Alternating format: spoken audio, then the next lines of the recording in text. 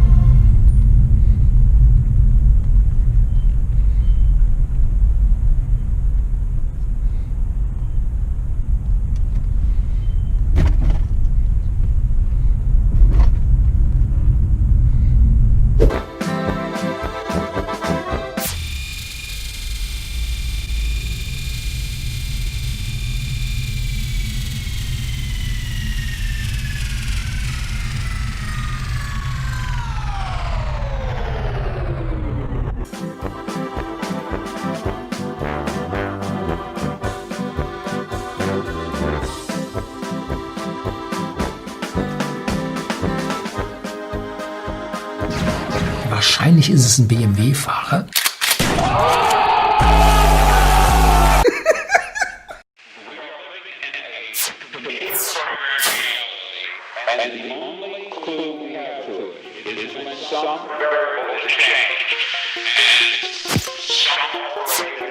Du bist ein Vollidiot.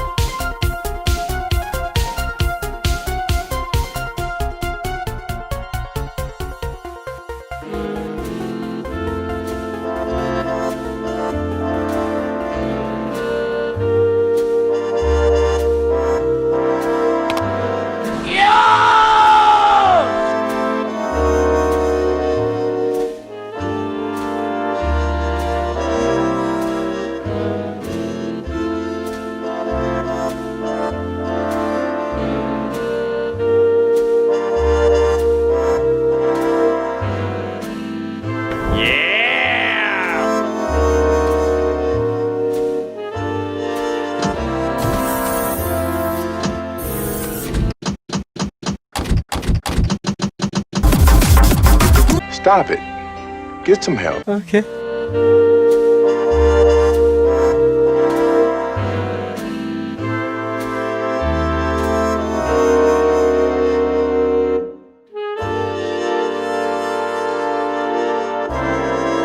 Eight hours later.